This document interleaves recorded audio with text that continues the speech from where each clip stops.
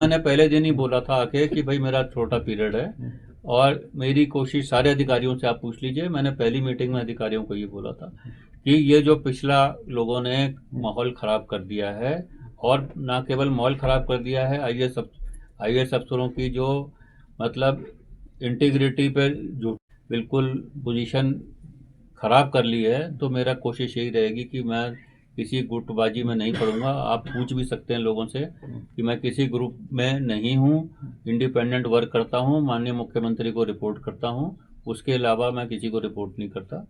और जहाँ तक संभव हो किसी भी गरीब आदमी का काम जो है बगैर सिफारिश के भी करने का प्रयास करता हूँ, और किसी की फाइल एक सेकंड भी रुकती नहीं है मेरे पास। और सबसे रिक्वेस्ट की थी कि किसी को भी बगैर सिफारिश आदमी वाले का भी काम टाइम से हो।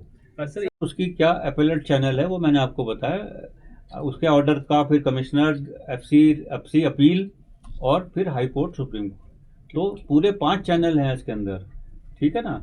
और ये रेरा से अप्रूव्ड है, बाल्दी साहब ने इसको अप्रूव किया हुआ है, तो ये बाल्दी साहब से भी पूछा जाना चाहिए कि ये जब अगर इतनी हेरा फेरी थी और ये जॉइंट एग्रीमेंट वगैरह वगैरह इस तरह के थे, तो ये रेरा से ये अप्रूव कैसे हुआ ये, ठीक है ना। यानी उन पर भी प्रश्न चिन्ह। बिल्कुल, अगर ये गलत है, अगर इनके एलिगेशन सही हैं, मेरे तो मैंने बता दिया कि बिल्कुल मेरा तो एक बार मेरे पास एक दिन के लिए फाइल आई है सिर्फ। ये नक्शों का इशू जो है मैंने आपको बताया, ये तो पहले से ही ऑर्डर मेरे से ज्वाइन करने से पहले ही देवेश कुमार जी ने कर दिया था।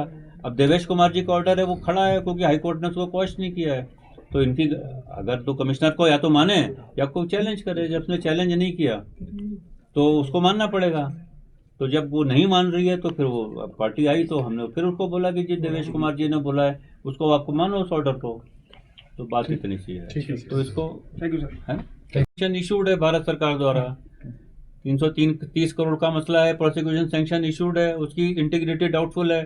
पर्सनल डिपार्टमेंट ने भी उसकी इंटीग्रिटी यहाँ से डाउटफुल की हुई है। उसके पेंशन के पेपर भी उसकी प्रोविजनल उसकी पेंशन नहीं बन पाई है अभी तक, डिस्पाइट उसने कहीं कहीं से प्रेशर डाला हुआ है, उसके बावजूद भी पेंशन नहीं बन पाई है। अब उसकी जो अपॉइंटमेंट हुई है वो उसके बारे में सीएम साहब ने बोला कि इस तरह के जो इरेगुलर डाउटफुल इंटीग्रिटी वालों की होगी उनको कैंसिल किए जाएंगे। तो उस पर माननीय मुख्यमंत्री जी को टेक कॉल पर भी एक्शन होगा है, यानी उन पर होना चाहिए। अब ये तो मुख्यमंत्री जी देंगे, और विपक्ष वाले जो और सीपीएम वाले और ये बीजेपी वाले को सीएम साहब ने उस दिन बोला था हाउस में, आप लोग भी थे मैं भी था, कि आप मुझे कोई भी नाम इस तरह का देंगे कि जिसकी इंटीग्रिटी डाउटफुल है और जिसको मैंने एक्सटेंशन गलती से दे दी है, अगर आप मुझे बताएंगे तो मैं तुरंत क्वेश्चन कर दूंगा उसको।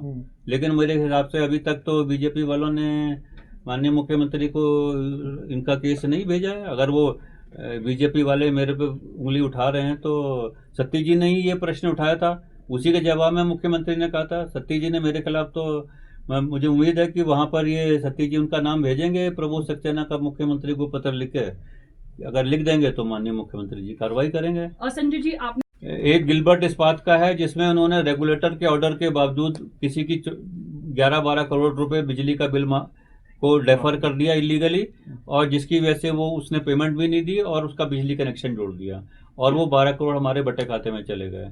दूसरा 130 करोड़ की कुनिहार नालागढ़ लाइन बनाई जो कि रेगुलेटर ने अप्रूव नहीं करी, और जो कंडीशंस ले डाउन करी थी रेगुलेटर ने उनको नहीं माना।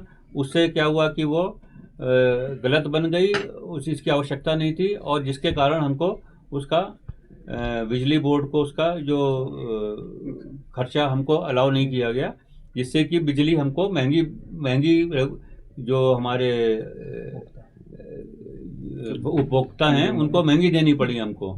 तो इससे रेगुलेटर का ऑर्डर बिजली बोर्ड पर बाध्य है, और नहीं तो फिर हमको अपने खर्चे से डालना पड़ता है, और वो उसका खर्चा नुकसान में जाता है बिजली बोर्ड के। हमारा बिजली बोर्ड का नुकसान का कारण ही इस तरह के डिसीजन था। पिछले साल जो हमने किया, हमने रेगुलेटर से जो ऑर्डर करा के ही अब खर्चे किए, तो हमको उसका कंपनसेशन मिला, और जिसकी वजह से हमको प्रॉफिट हुआ जब तक मैं रहा। तो ये इशू है।